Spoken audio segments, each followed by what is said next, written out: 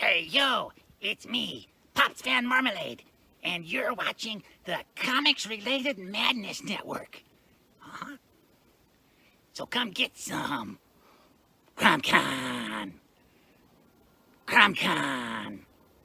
Hey, we want to shout out to our sponsors, Daytona Beach Comic Con. If you are a fan of comic books, if you're a fan of comic book conventions, and if you like meeting comic book creators and getting comics and comic-related stuff, then you need to make your plans to attend Daytona Beach Comic Con. This year's show is September 7th and 8th.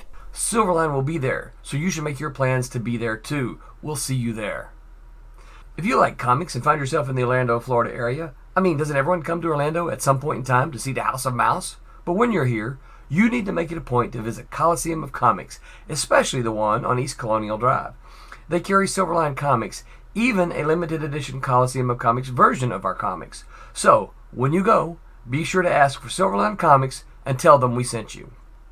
OCD stands for Orlando Collector Deviants. OCD, Steve and Trish, they're a family of geeks who promote geek things, particularly those around the Orlando, Florida area.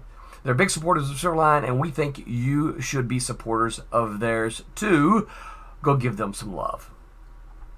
If you are an independent comic book maker and you need to get your independent comics made, you need to look no further than Kablam Digital Printing.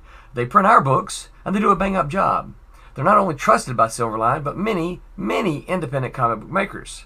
Head on over to kablam.com and see for yourself just how easy it is to have your comic printed by them. And tell them Silverline sent you.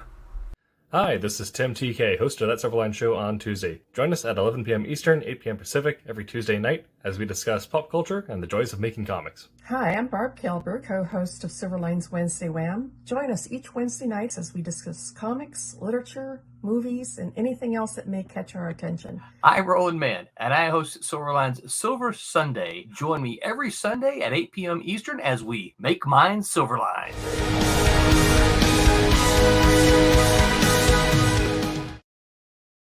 All right, thank you, Rural Airships. Hop in the stream if you want to, by the way. Right now it's just me. Everyone is either asleep or not home, or a combination of the two. We just got back from Daytona Beach Comic Convention. I don't know how I'm alive right now, but I am. Flying back is time travel. But yeah, Jose is away. Quentin Bedell is probably passed out right now, and Mackenzie is also as such. So is Aaron. So if you saw us at Daytona Beach, thank you for popping by, saying hello. Hopefully, we signed something for you. I signed a bunch of copies of Wolf Hunter, a couple posters. If you're in the Orlando area, we had a signing at the Coliseum of Comics on East Colonial Drive. So if you want to get signed copies of Wolf Hunter, they are all stocked there. Yeah, I'm now back in perfectly gray and cool Portland, Oregon. It's cooled down quite a bit, actually, since I left. So I'm enjoying not being in sweltering humidity. Tonight we're talking about Are Comics Too Expensive? Talking about the pricing structure of comics. Just something that we gets asked a bit from people is, how much money do I need to spend to get into comics? Thinking that you need to buy the entire run of something to get into it or get all the back issues. So I'll be addressing, how you go about getting your first comic collection set up, and also talking about, perhaps some choices by companies that have led to increased costs and the state of things, as well as, providing value for people's dollars, because, that's what you want to do. There are some things that we'll talk about in terms of what indie creators are passing off for money. If it is just me, this is probably going to be a short show because I also want to pass out and die. Also, we're joined by Peter Clinton. He let me steal his banner, so now I am obligated to use the Peter Clinton banner for everything I do. Even though I am not in any way associated with Champion. So, we do have a Kickstarter running. We're currently at $2,305 of $2,000 raised. So we're over our goal. We're in the process of making it to stretch goals. I believe we're about 200 away from the next one or so. That's at least typically the way our scaling goes. So if you're wanting to get a hold of the Silverline Horror Extravaganza, I had Brent and Rob on the show tonight. Very cool. Very cool. Hung out with Brent on Saturday. And it was a good time. Indeed, we do have Peter's banner. So now that is with us forever and always. Yes, current Kickstarter going, Silverline Horror Extravaganza, 4 comics, 1 Kickstarter, Twilight Grim 1 through 4, Sirens number 1 and 2, The Skybook number 1, Kalis Volume 2, I believe it's Volume 2 number 1, Achilles has landed, yes, Volume 2 number 1, Achilles has landed, written by Brent, let's see, yes, I did some of the marketing for that Sirens release. But yeah, those are all up on Kickstarter. Go up to your local browser, search Silverline Comics, and you will find our Horror Extravaganza. Go ahead and back it and get us to the next stretch goal. We're already at goal, so you know it's going to get fulfilled. We have 4 days left to go. You're going to get those books shipped to you pretty reasonable time. Do we have estimated shipping dates out? Estimated delivery, November. So, yeah. With that, I'm going to run the trailer real quick. I'll get into my spiel. If no one else pops in with me, then I'm probably going to do a quick spiel and then go to bed and die. So, be right back.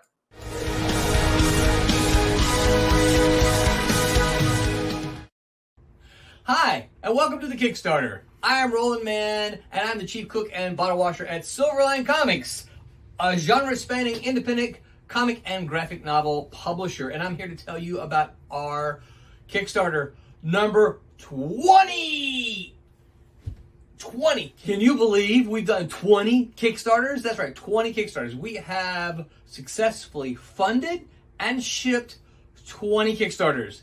That's 20. That means we are making comic books. And I'm here to tell you about our next batch of Kickstarter comics that you know you want to support it if you can. So I'm going to stop talking and I'm going to let Brent Larson tell you about Kalis. Take it away, Brent.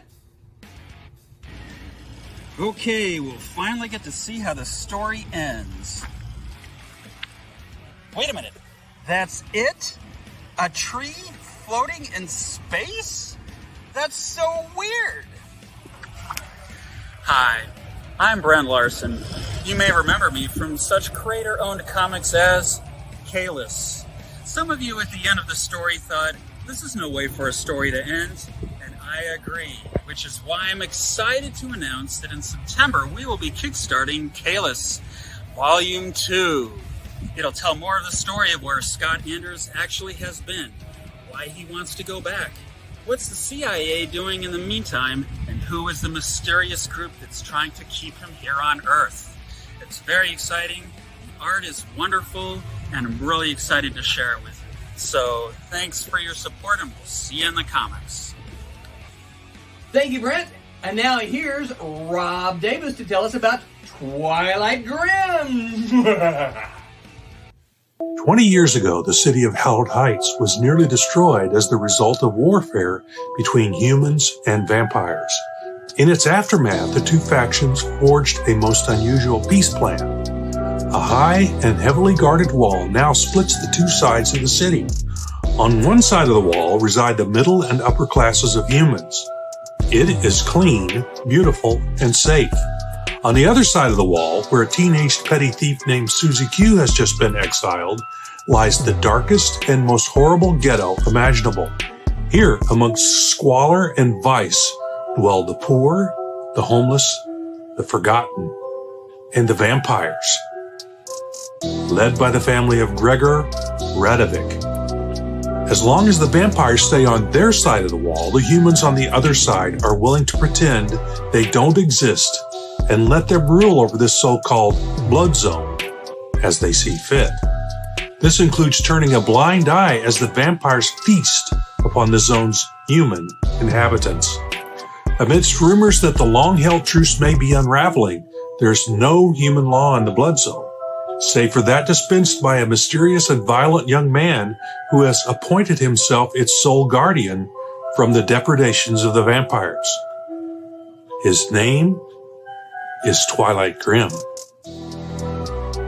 Thank you, Rob. We've also got Sirens #2 and Scary Book #1, which is part of our remix line. You're going to love those. Horror goes in with our Silverline Horror Extravaganza. So, back it if you can. If you can't back it, we get it. We're in an inflation economy. You can share it. Tell all the people you know who love comic books that we make comic books and we ship them out, because obviously this is Kickstarter number 20. And until then, remember to make mine Silverline.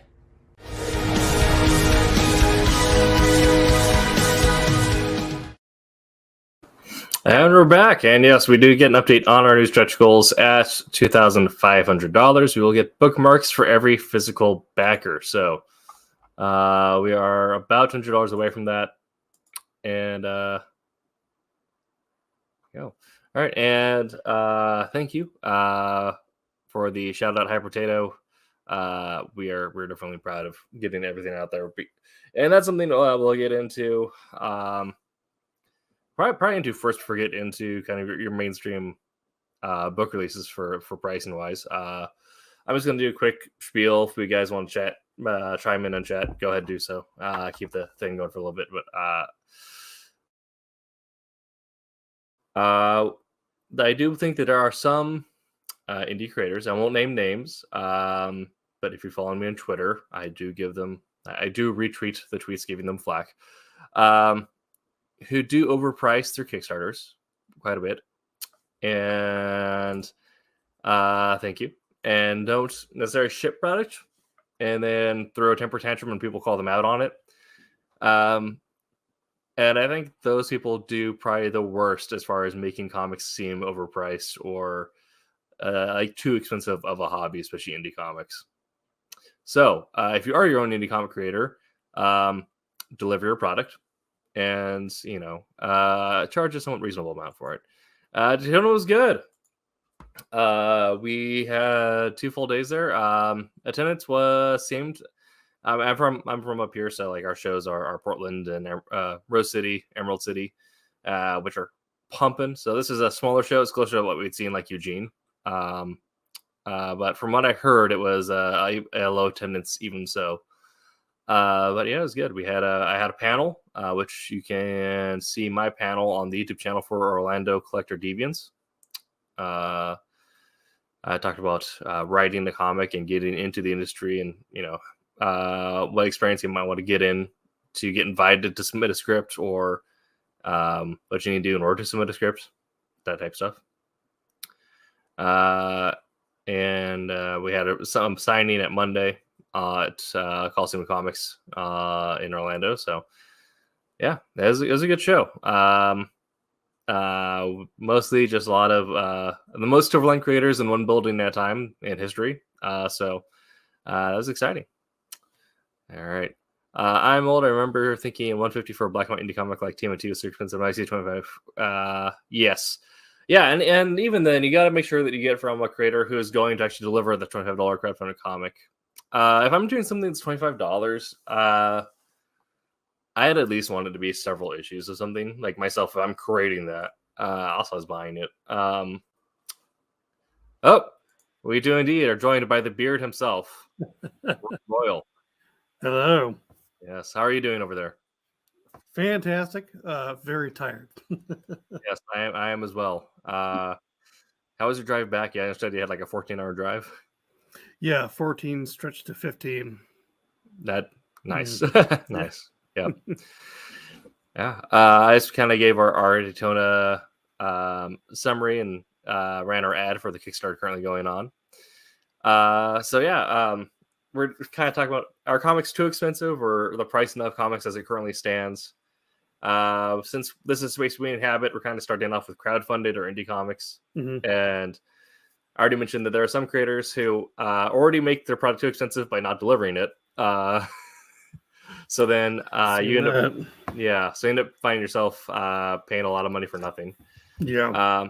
If you want to get an idea of who those creators are, I won't name names here, but go on my Twitter, find my retweets of people throwing flack at them. Oh gosh. Yeah. So yeah, not to name names, but when Scott and I first got into the biz, if you will, we had a great publisher. He had all this stuff lined up. We had an interactive comic, we had a printed comic, we had a novel, and this guy wanted to hire a band in France and somebody in California to do illustrations of this interactive app, and he wanted like $100,000.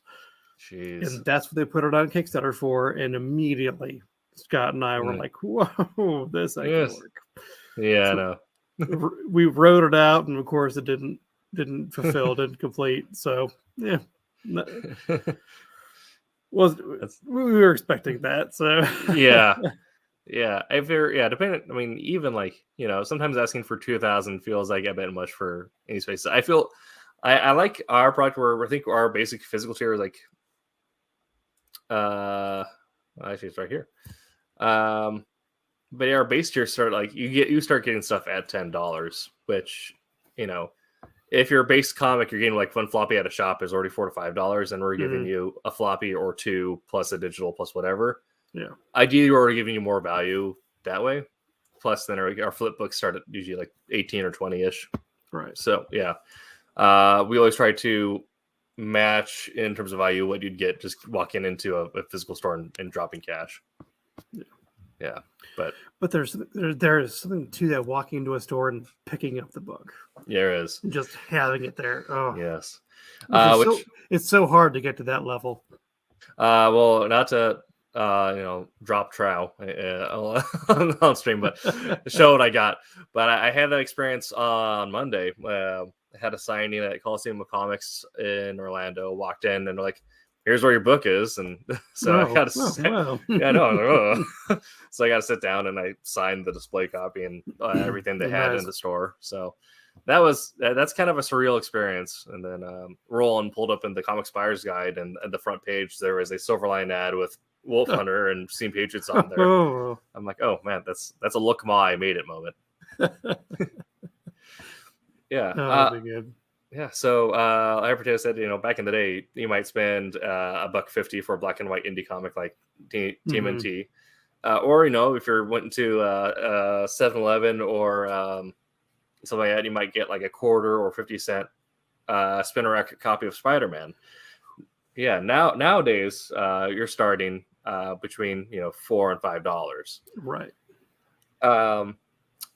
That being said, Image and a few others do have like the occasional like $1 special, whatever. I think, but how do you feel about the $4 or $5 starting point for comics? Do you think that for 22 pages of content, that's a fair price, or do you think that depending on a quality art and quality of story, that price point shifts the value? Yeah, I think it should be a lot cheaper. I think the way comics came about was to be cheap entertainment. Sure. And Roald will say this every time he comes on. It was cheap throwaway entertainment. Mm-hmm. And that if we can make that available to everybody, you have more buyers. Yeah. So if black and white, color in the Sunday paper, whatever. But as technology progresses, it really should be cheaper. Okay. I'm kind of I'm of a different mindset where I kind of feel like depending on the time put in, I feel like that's a fair point. If there's some comics where you can tell like they got just whatever artist they could find to like knock something out, or this wasn't like the main writer, they're just trying to get something out that month. At which points I definitely feel like they probably could have dropped the price because they're not paying those creators their normal the normal page rate they pay themselves. But I think the expected quality of storytelling and art has progressed so much from where it started that these creators are sort of justified in charging a higher page rate, and then that will force the cost of the product to go up. That being said, there are some things where it feels like you blow through a book too quick. Like I feel like it should be a point where like something that gives you enough content, they're spending about a minute on each page. I just read a comic today, and I was blowing through it, and I had to stop myself and say, all right, let's go back to the beginning. Yes. And really look at every detail Mm-hmm. as I go through it. Am I really getting something out of this? Yeah, and I think it's just is it what is it called, the zeitgeist? Yes. The sign of the times. Is it that we don't respect, love the art going into it, or is it meant to be cheap and thrown away and quick? Right. So you have to really know what you want. You have to really know what you're going for when buying a comic. Yeah. I think graphic novel or anime. Anime has come a long way. Oh yes. Yeah. So, I think if you're if you are looking for quick entertainment, then maybe comics might be too expensive now at this point. But if you're looking at it as someone who wants to have something that people put a lot of time into, we're right at that point. Which there's somebody said there we might be turning away new readers because they're not getting the quick throwaway stuff. Everything is almost like set up to be a collector's item down the line. Right. Yeah. That being said, I do like what Image does to get new readers in, is that they have the something I grew up with was the first hit is free, where dangerous. Yes. So the first for everything, I don't know if it's everything they're currently running as like a regular, but most things they're running as regular seems to be you can get the first issue for $1, like at almost every store. So whenever a shop orders something from Image, also get copies of $1 issue number 1, which you're then run into the issue of then if you're a new reader, my suggestion to new readers is don't bother getting the full collection, just get what's on the rack right now and then start reading from there, because otherwise you're just going to give yourself more work to do trying to track all the back lore. But the issue then I think with the number 1, at least with the Image though, they don't have runs that are terribly long. But if you're at Marvel, we got Spider-Man number 1, like okay great, and I have to track back 600 issues to catch up to where we are today. Right. So it almost can do more to confuse later. But I like the idea of having cheaper entry points for people who are like want to get into the art and then maybe start appreciating it from there. Yeah, but does that have to do with storyline too? Because when they stop and start storylines, they put different artists in, and do you have to know the backstory of everything, or do they explain it again? And how long does that drag it out? Right. That I did mention this also. Right. I do like Marvel's like annual setup. Where like they're everything now is they're not going to do another Spider-Man number 694. It's always start of the year is issue number 1. End of the year is either issue number 12 and the end, or depending on the writer's contract, they might go to issue 24 and then end it, and then they'll do another issue number 1 from that point, and they'll treat each one like a soft reboot. Yeah, where like it's a new villain, it's a new storyline, everything like that, but we're not going to be entirely dependent on the last 5 years of whatever just happened. Right. Kisisi says, with the resurgence of comics and pop culture, do you feel as though you're pressured to produce something that is expensive, or you'll never eventually get an audience? I definitely, that depends. I do like having an expensive feeling at some points where we're not necessarily like. I want people to like feeling like high production value. Yeah, I do like. Wolf Hunter number 1 kind of has this has that where you're getting like full like bombing scenes and like the facades of buildings, and there's a lot of time spent in the creation of that. And I spent a lot of time writing Wolf Hunter number 1 because I wanted to make a set up a mystery that people could track easily because it's a comic, so it'll track differently than a movie or a novel, but that you won't necessarily know where it's going from that point. So and everyone involved in that spent a lot of time on that book, and I think there's a certain quality choice there on that. But with other books, I don't feel like I have the need to work towards some grand annual event. I don't feel like need to put in that much production value into something because we don't have big annual events. As much as they make convert into big movies, you're still having what was like a relatively cheap produced comic in with The Walking Dead being one of the longest running TV shows now. So if I was maybe working with Marvel, I probably feel differently, but I like to have a feel of quality, but I don't feel the pressure to build towards a large event or something that's going to look like it costs a lot of money to put together. So that's how I feel about that, at least. Roy, do you feel about the same way, or? Yeah, I think it's great. Okay. Yep. Nice. Yeah. So you kind of mentioned earlier trade paperbacks. Mm-hmm. This is actually my preferred way of buying comics now, is the trade paperback in the volumes, because I do on my Comixology account track. Wait. So trade paperbacks are the. Is that the 4-volume? Yes, it's the 6 issues or however much collected into one. Silverline trades are one. Got it. Nicholas Gear, you can't hear me. Try refreshing your page or turn off mute. I don't know. So floppies are the individual comics, yes. right? So floppies are that one was probably not the best cover. So your floppies are individuals. This is the Impenetrable Sunray by my friend Chloe. You can get on her website. She's working on getting that available there. Please do so. And then you got your trades. This is I will tout Marvel's Max Label and just the random, it's like adult only type stuff they put out there, which is great. not adult as in like smut, but just like if you want to sure. If you want to see Peter Wisdom just like hot knives through someone in absolute gory detail, great book. Pete Wisdom, we're doing some wisdom, but yeah.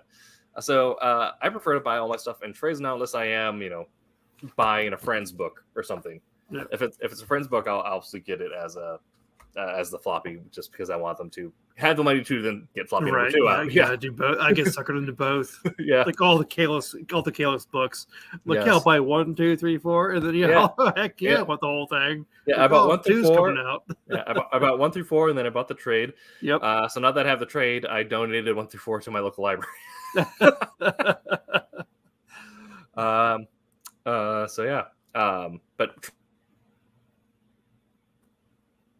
I like having the entire story to read in one go. Yeah. I'm not sure if it's because like my background is in traditional publishing and like traditional novels, both as a writer and so. I can see that. Yeah. Yeah. You want some kind of conclusion, even if it's not the end. You want to know, because once you have that first end, you know where you can leap off from. Exactly, it's that, and I feel like there is a little bit more bang for my buck at that moment. That being said, there are a few beyond just my friends' books that I'll follow through Comixology online, but on that I can't really be bothered to drive out to my local comic shop, which is on the other side of the city, because there's nothing on this half of the city for whatever reason. So your trade paperback is going to typically run you between like $18 to $25 for 4 to 6 issues. So it's already cheaper than your just buying by floppy. Sure. And I get the entire experience in one go. And it does kind of reduce the price by a little bit. But you might even get some like additional extras in the back, or they might include script pages or like concept art, alternate titles, alternate covers, and all that artwork. Which I've bought many. Boom and Image will do that. Yes, and I would love to see us do that too. Just have alternate artwork in there. Oh, it's just so cool. Yes, but. Do we wait till we have an entire storyline to publish? Yes. Yeah, that's what we did with Kalis. We got through issues 1 through 4, and then put out the trade. And probably when we get through finish issue 3 of Wolf Hunter, probably I don't even know if it's still technically trade or if that's just like a pocketbook at that point, but I don't know how many issues you have planned for Steam Patriots. or at least for like a volume 1. But Oh gosh. yeah, Well, yeah, we can go for 4, 8, 12. Yeah, we can go for at least 100. yes. That's the thing. If we get a second volume of Wolf Hunter, one of my plans I want to do with that to add additional value and make it so people are not feeling like the Kickstarter is too expensive is create a set of. I mean, I don't know how familiar the Coast Guard is with these, but the target the persons of interest for the target ID playing cards. Yep. Yes, I want to do those, but with the German spies in England for Okay. Wolf Hunter. Yes, yeah. You're talking like 30s to 40s. Like there's Yeah. a real specific group of people. Yeah, so like the ones who were like that we believe were actually in there, and then also the ones who were Yeah. in Wolf Hunter. Yeah. Yeah. And the ones who survived. Why does it all say printed in Argentina? Sweet Laser says, should comics go back to cheaper printing approach, smaller books printed on newsprint, and more black and white stuff? I feel like it'd be easier for audiences to get easily fit in their lives that way. And like manga, I do think there is value in having more black and white stuff or more quick to print stuff. That being said, I for the most part, I will probably never buy another newsprint comic, simply because the amount of paper cuts I suffered in my childhood and the amount of times I've torn them. I like my laminate because it's durable and it's not going to kill me.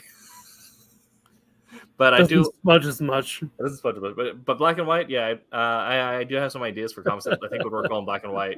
And also as a creator, as a writer, it's much easier for us to create a black and white comic too, because that means we'll need to hire a pencil Right. maker. Oh gosh, yeah. And nowadays you can usually just get that as like one illustrator. Artists. Artists, yes. I mean, that's the point. I'm already a letter in my comics, kind of. I need to get back into it. Should I start coloring my own comics too? At paint? I mean, that's kind of the same thing, right? Sure. Yeah. I can see likes the idea of the target ID cards. Noise.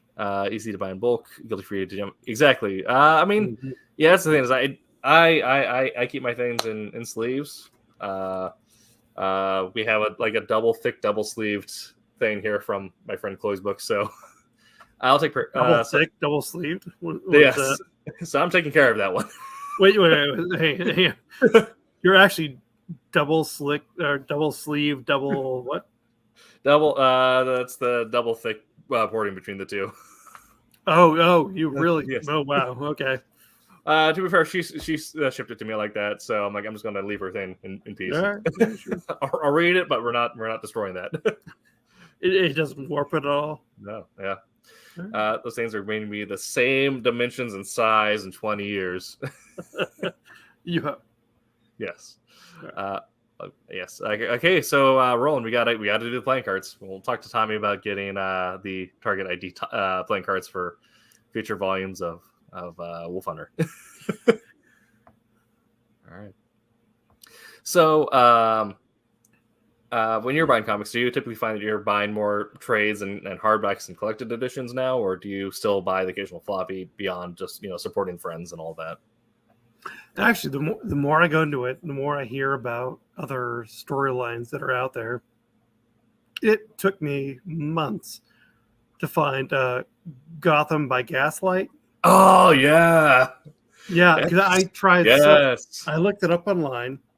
I was like, okay, I can buy that. Yes, but I wanted so much to buy it from a local store, and I went to at least 5 different stores around Columbus to find it. And by that point, I didn't care what it cost. So, that is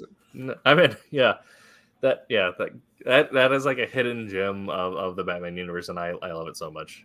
Oh yeah, it was great. Yeah, great. But otherwise, yeah, I mean, more sales, the better. So I don't mind supporting local comic book stores. I know it might cost more, but I know who it's going to. Exactly. Yeah. I mean, I do prefer it for local as well, so that's why I'll when I go through to get a trade, I'll make the trek out to the other side of P Town to get them. But yeah, and a lot of these stores might have who is this one store? What's his name? the owner of this one store turned me on to this dice company that's trying to make everything made in Ohio. Nice. So, not Kraken dice, Easy Roller dice. And they made everything outside of the States, and they're slowly bringing it into everything made inside Ohio. Like, what a great business opportunity. Yeah. I mean, that's also another great thing about your local mom and pop shops is they also have like a local creators or local artists section where they'll find the small publishers set up in their town or indie creators or whatever, and then also they might even just find some stuff from bigger publishers, but the creators live in that town, so they'll put on a special rack for that. But do you end up finding yourself buying floppies or singles, or do you find yourself wanting to get a trade or collected for the value there? Yeah, I if I'm interested, I'll usually end up with one floppy, one single issue. Yeah. If I don't catch it, I'm done. But if I can hear enough people talk about, oh, this is so great, I will buy the whole thing. For the trade. Yeah, that's usually I'm more like, if I'm not supporting a friend, the floppy is my sample. This is my taster, and then I'll wait for the trades to come out and buy them by trade. Yep. And if I really like it, then I will go back and buy each floppy. Oh my gosh! Like when Kalos came out, I was like, oh, I like this cover. I'll read it, and then I'll buy each one. Yes. And then I'll buy the whole thing together. And now just this yesterday, I'm buying the next one. It's like I know I'm buying the individual comics, and I know I'm going to buy the whole thing afterwards. So yes, I can't remember if it was the Kickstarter cover or if it was just the Kickstarter banner art we had the protagonist's face pulling down the aviators, and the text bubble said, "Sock it to me." I thought it would be like a great T-shirt or mug or something. Just that bit of dialogue, because I mean, how often do you see a giant dude yell "sock it to me" at someone more in any form of media? That's so good. Yes. Yeah.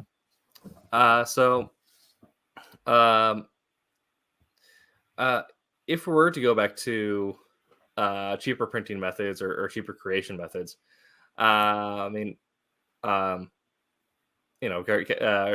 Sweet Laser's work I mentioned, you probably have to go for like something like more black and white, and drop the price of a colorist, or go to newsprint and drop the cost of materials. Although now I think, depending on the print on demand, I think laminate through print on demand may be about as cost effective as newsprint ish. But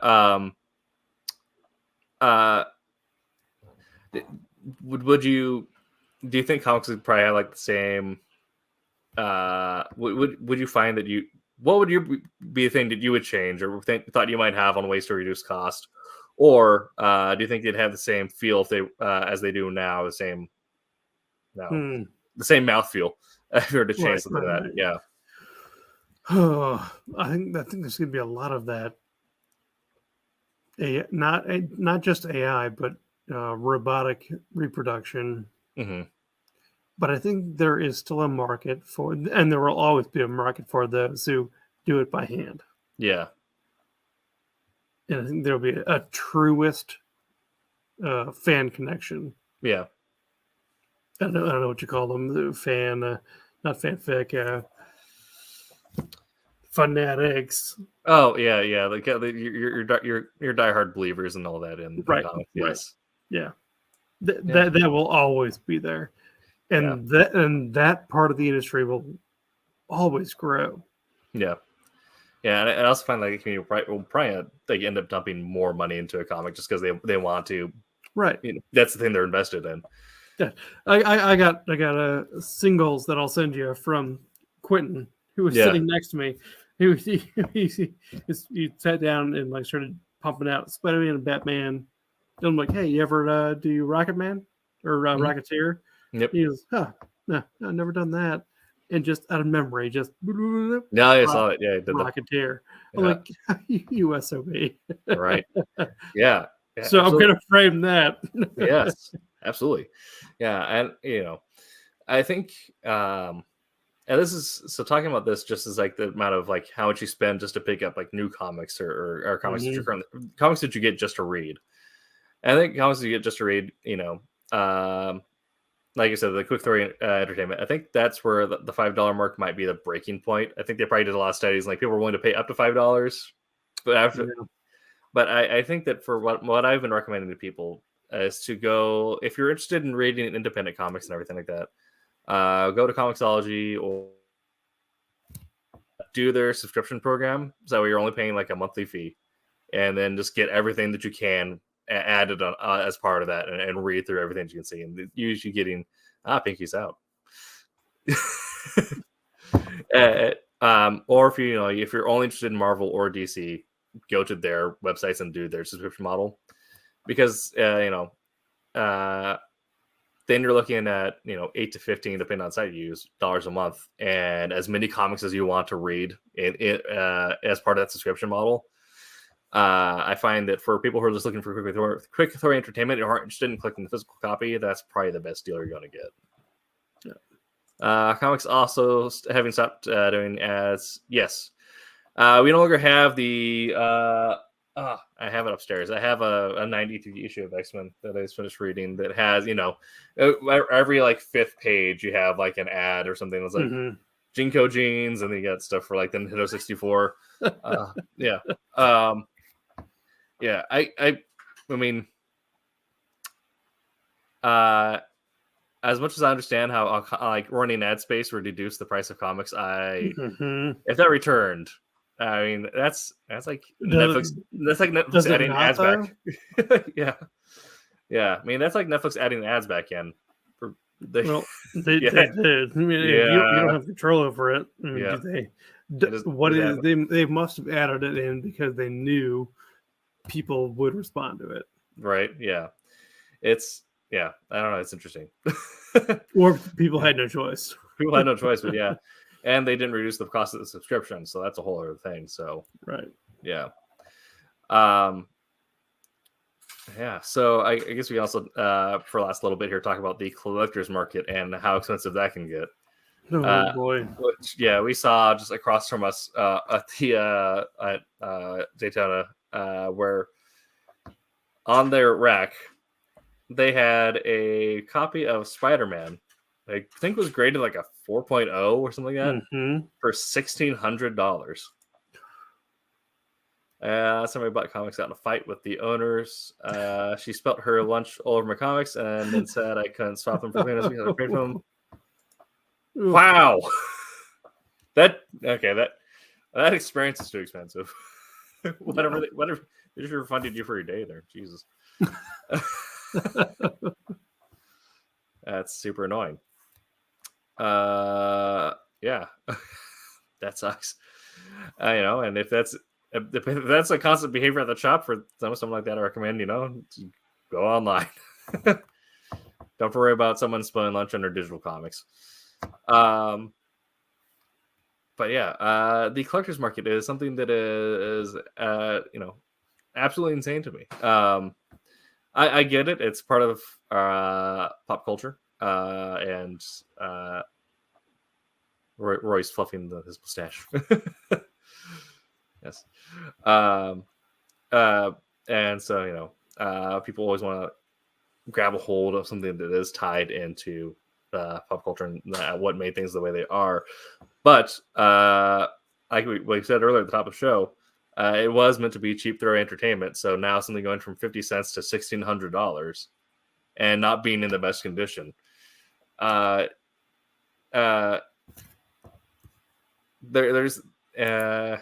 kind of defies all sense of economics. It's strictly there based off of perceived value, which is a force that cannot be quantified. It just exists and does what it wants to. Yeah. So personally, I don't find myself wanting to embrace the, for the most part, the collector's market. There are a few things I will do, but usually, that does not feel financially prudent to me. So I don't know how you feel about the collector's market. If you partake in collecting much of anything, or what you do collect if you do.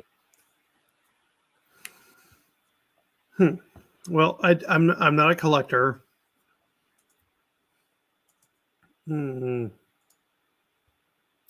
I've never like delved deep into, what's available when. Although this past Comic-Con, from Roland, I got the like 25 of 30 wet copies of all of our titles. Yes. So I boarded and backed those and put them away. Nice. Yes. All the ones I've got off Kickstarter, they're a separate one. So we really have like three separate, at least to me, three separate ones, like the special ones, the Kickstarter ones, the ones I can buy otherwise. Yeah. How much energy and effort do I put into boarding and backing all of these? Mm-hmm. Yeah. I'll go back and collect like a few. I won't ever pay like the price for like a bricked one or the like if like a shop finds it and recognizes that it's important, those ones. But like 90 to 98 X-Men and X-Force, that was my jam. Mm-hmm. So those are ones that I'll pick up if they're in like the $1-$2 bins. But other than that, yeah, I don't find myself and those ones I'll board back. Put up so what makes you pick those up? That's just purely nostalgia. And also I think that was a time when, Four Loko, Jinko jeans, and the kickflip were the pinnacle of culture. And they were the pinnacle. Yes. Paramount. Yes, exactly. And half of me is just like the meme of the 90s because the 90s is a weird time where like people are just like had the excess of the 80s and just like they're expect after the economics of the 80s, everyone's expecting an economic downturn. But like if we just created enough wild and out there things, we can get enough money back into everything. Like what if we just made jeans that are giant? So we just create as much, make everything as extreme and as exciting as possible, so everyone just wants to spend all their money on it. So it's just one of my favorite characters that I think needs to come back to X-Men is Adam Extreme. If you can't tell by the fact that my hair is normally longer off to the side, undercut, and I wear a snapback hat, like that is my character. He was an X-Men with a snapback hat, a long undercut. His last name was Extreme, like with an X, starting with an X, and he skateboarded. Like this character is the 90s. Kind of looks like Legion. I don't know. But yeah, that was I just want to collect as much as the weird out there stuff as I can from the 90s. I think our default mode of sleeving, boarding every floppy issue nowadays is remnant of the collector boom from the 90s and is kind of hypothetical between comics like quick pulp fun. Yes. As our brands for spending treasure more for yes. Because we treat them like luxury prices, they're increasingly sold and printed like that and just cycles like that upward. Yeah, that's kind of what we mentioned is, now when you're creating something, even if we're not feeling forced to it, you almost want to create something that will have collector value in the future. That's, I feel like, why as creators we sign everything. Mm-hmm. And it's nice to have that personal interaction with a reader and then give them something like, hey, I'm glad you enjoy this. I may do something extra for you to thank you, but also everyone knows that if this does well, our signature is going to increase value on that. Yeah, I definitely think that when and not more so changing the cost of the base product, but the willingness to create additional variants, being driven by prospective collectability in the future. It's like it's almost like the boom of trying to create a self-fulfilling prophecy, which I know that was like the whole thing that led to a lot of comic companies having issues in the 90s was the massive amount of variant covers. Like we had to create so many collectibles, so we're going to spend a ton of money in creating so many variants, and then you end up realizing that you're not making money back to cover those variables, those variants. I think then as a creator, you also have the issue where just figuring out your sweet number for the amount of variants and trinket features as much as you think you can afford and get back a return on. So, like only hiring 2 or 3 artists to do variants as opposed to getting 8 variants for a single issue.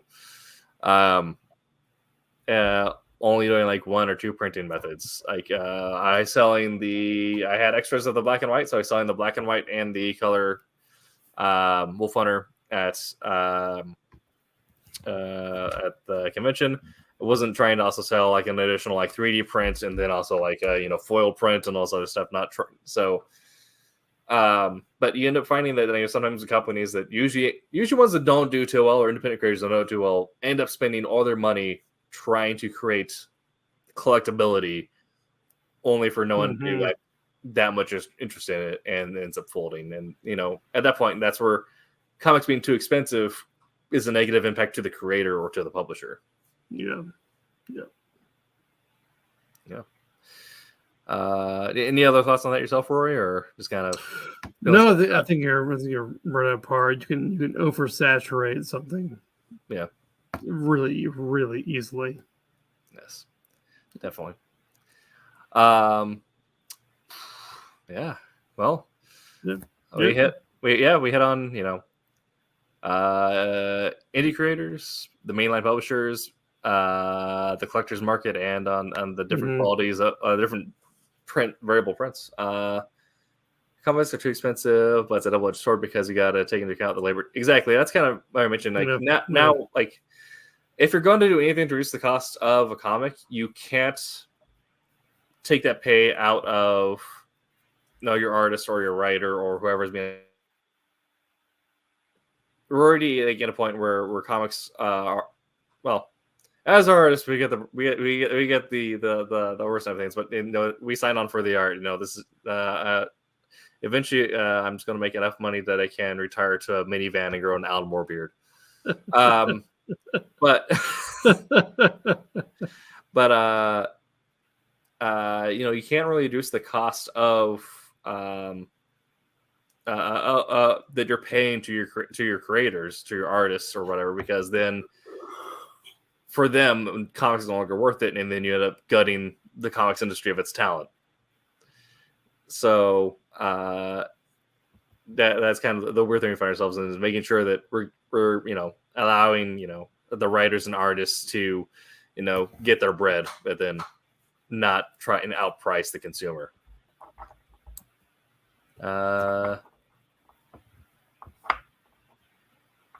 If people like newsprint, then newsprint is definitely way to go. But and Spawn is only $2.99 issue. Yes, however, there's also the Image, the people who work at Image, who will typically end up being the ones who end up writing Spawn something like that, they typically don't mind because they just they already get their core salary. So, but if it's like a comic where the companies are hiring everyone out of, I would encourage again that money though. Racehorse if you went down past years, yes. Depending on where you're looking at, like I already mentioned, a lot of people end up working on Spawn or like the main titles in Image, or people already work at Image. If you compare it to like the other titles weren't at the time, those ones are usually higher because those are people that they have to pay outside of like a core salary. But yeah, creators' rates have dipped and varied. Now they're kind of close to the late 90s from what I'm hearing. If you're talking with just from people I know who currently work in Marvel, entering in, you can negotiate for around $150 a page as an artist. If you're established, you're looking near between $300 to $500 a page, which, as writers, we just kind of look longingly at those numbers, but that's fine. Or, for independents, you end up paying those prices. If you choose a price point, how much do you think how much should be and why? The guy mentions, I'm personally fine with the $4 to $5 mark. I don't think 4 to 5, 4.25. 425, yes. Because of the cost that goes to for the creators involved with it and the increased quality we have now. I mean, as much as I will tout my love of the 90s comics, there is a marked difference in quality of storytelling and art. Not to poo-poo those people. It's strictly because it's the nature of art to evolve on itself. There's a reason why, the paintings of the classical era were better than the paintings of the Bronze era, or not the Bronze era, the pre-Bronze era and the prehistoric era. It's because Raphael. yeah, it's because you had so much time of artists who already worked on something, passing the time down, expanding it, and then artists then take that and expand on it more, pass it down, expand on it more. Yep. And so there's like you end up seeing like some details get lost and like styles end up getting lost, and when you can bring those back, it's cool, but it's the nature of art to evolve. So there is I think the for most cases, the price does reflect some of that increased quality and time spent creating the products, the art involved. Yeah. But yeah, if I could, for like I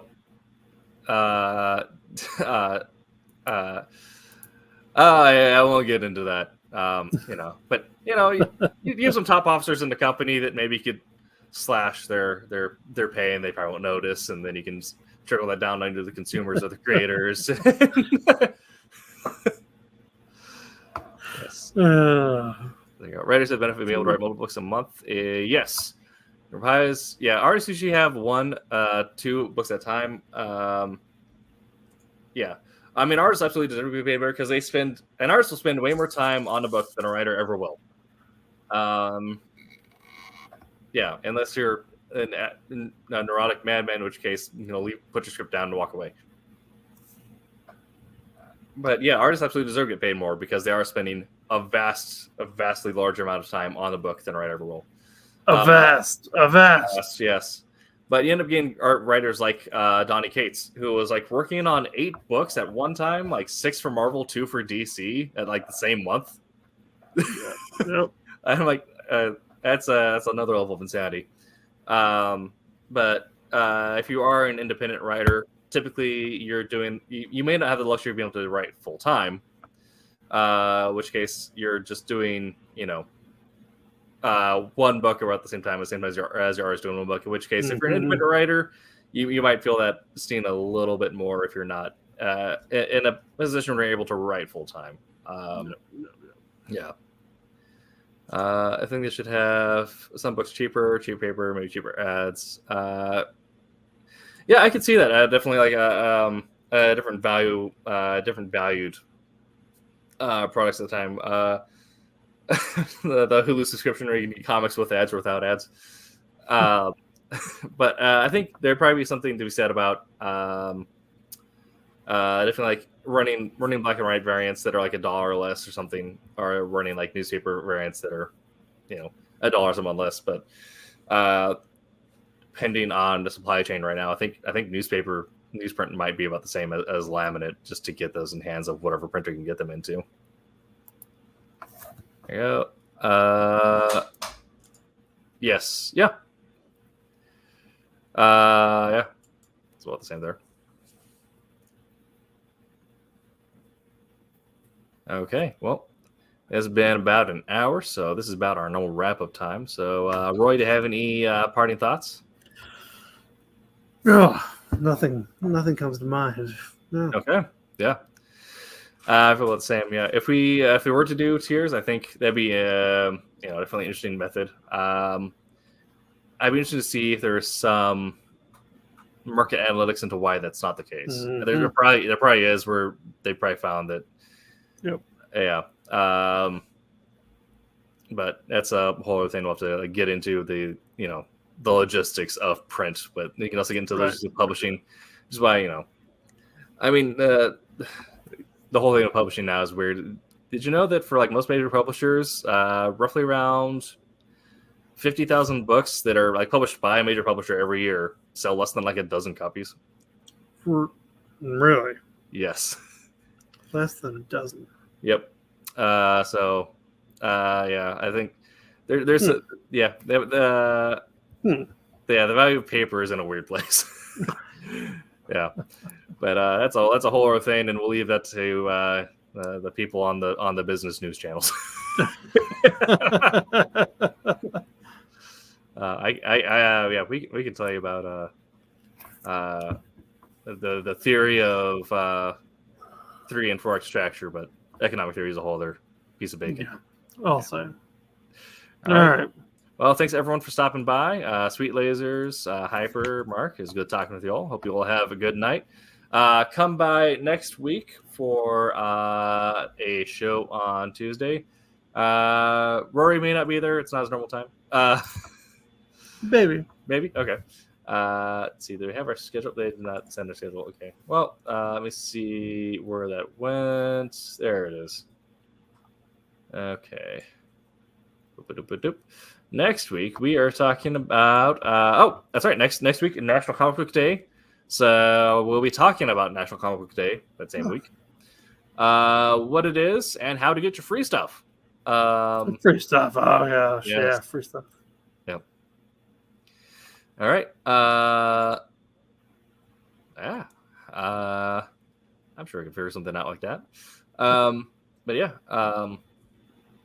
So come check out Wednesday Wham here 8 p.m. Eastern tomorrow, and so for Sunday 8 p.m. Eastern. We're the late birds. We're the normally we're the West Coast show, but Roy's checking in from Ohio. How's the weather over there in Ohio now? It's lovely, 50 degrees and cool and temperate, and everyone loves it. Exactly. Yeah, I had that feeling when I was driving out today, and it was gray, 70 degrees, and no humidity. I'm like, oh, yep.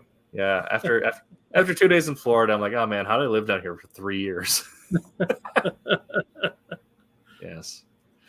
All right. Well, so much better up here. Yes, it is. Come up here. Come live up here. I'm not sure I can live in Ohio. I'll convince you. Don't worry. I don't, is there snowboarding and is there a beach within like an hour of each other? Yes. Okay. Because that's what I got here is I'm right in the middle. So we got like Mount Hood on the one side, we got the Pacific Coast on the other side. If you want to go a little further, we got both. Don't worry. Okay. All right. Well, I'll consider it. But as we all know, Ohio is for lovers. Yes, it is. Yes. So everyone come here. All right. Well, thank you everyone for hanging out with us. We'll see you next time. And until then, make mine Silverline. Hi, my name is Sergio Cariello, and make mine Silverline.